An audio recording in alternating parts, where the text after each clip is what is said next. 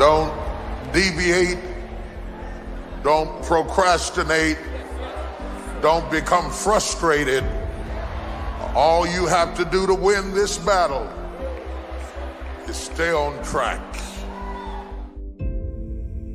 See, 85% of people allow their fear of failure to outweigh their desire to succeed. That's why you have to be of good courage. You have to have courage. When life knocks you down, I have a saying, try and land on your back, because if you can look up, you can get up.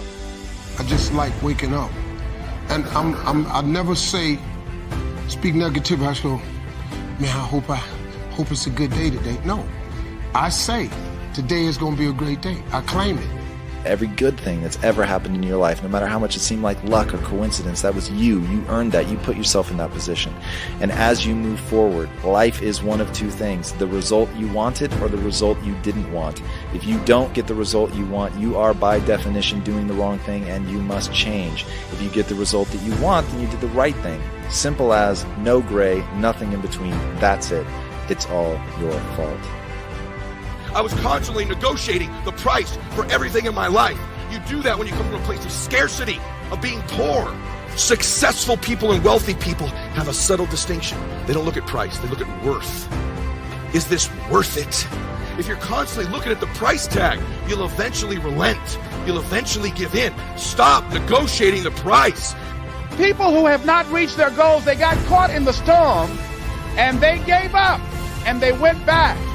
Or they decided that the price wasn't worth it. See, they didn't know that that goes with it. That goes with the territory. That when you want to grow, when you want to achieve, when you want to experience more, all hell will break loose. Everything that can happen will happen. It is the struggle. It is the wrestling. It is the pulling. It is the stumbling and falling and getting back up again. It is the aggravation and the intimidation that gives you foundation. It's not just the mechanical influence of robotically doing the word. It is just that as you go to do it, you learn things about yourself that you didn't know. You learn how to go through aggravation and heartache. You learn how to deal with obstacles and situations. You got to dream about something so big that it dwarfs all your fears. The way you overcome fear is with your dream. You got to make your dream so big that nothing matters except that dream. You're willing to do everything that's necessary. I think your belief about yourself and what you're capable of influences your accomplishments more than you can imagine, just because you don't put in the extra mile of effort or whatever that it was going to take because you don't believe that you can. Or you don't even allow yourself to dream it. And if you don't dream it, you're never going to come up with a plan. So it is wildly influential in terms of what happens, just not in a mystical way, in a very tactical, you just end up either doing or not doing the things that you should. Having wondered whether you gave it all you got, because it's going to transfer into the man you become when you leave here, and most important, it's going to be your identity. When you get tired, when you get fatigued, when you get down, when you're in a slump, it's your habits, rituals, routines, and your standards that carry you through. And if you don't have good habits, you don't have good rituals, you don't have good routines, always in your life you will fall down in bad times, in slumps and fatigue and in stress.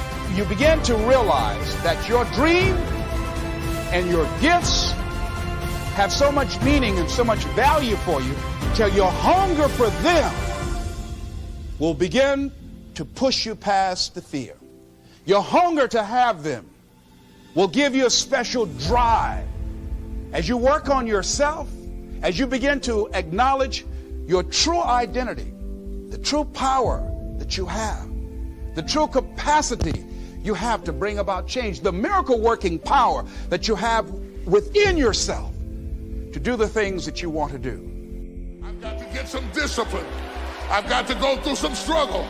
I got to go through some heartache, but I'm working on something. And what I'm working on, it can't be instant. Oh God, help me a minute. What I'm working on has got to be able to stand some stuff.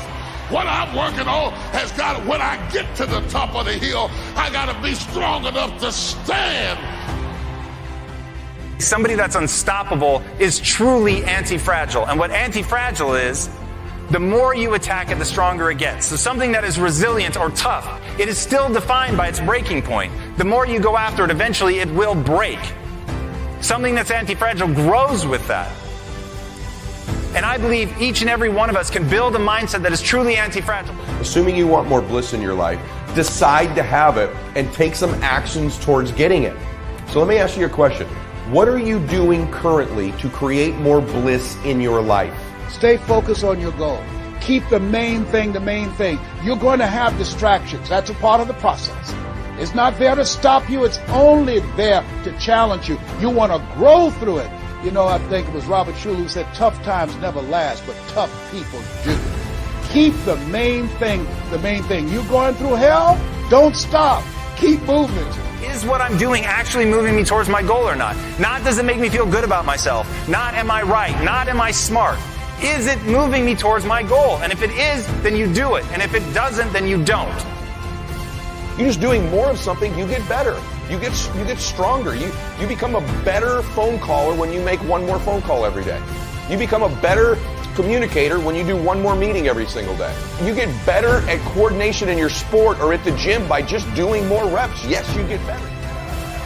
So I kept it moving when I was broke. And I kept it moving when I had some money. And I kept it moving when things were going right. And I kept it moving when things were going bad. And I kept it moving when I had the faith. And I kept it moving when I was scared out of my mind. To all of it, I know you're scared, but keep it moving. Keep it moving.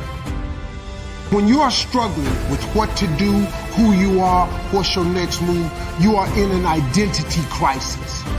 You are struggling with just who you are. See, you have not discovered who you are.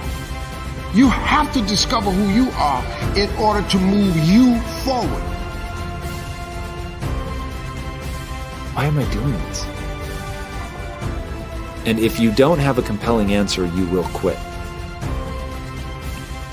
But if you have a compelling answer, and you really are passionate about this thing, then it's just about self-soothing and recognizing that failure is part of the game. And so we pick ourselves up, square ourselves off, and get moving again. And that is the only way to succeed. Your passion and goal is so strong that fears won't matter. You begin to trust yourself and put yourself in the situation where you have to make it happen. You will make it happen.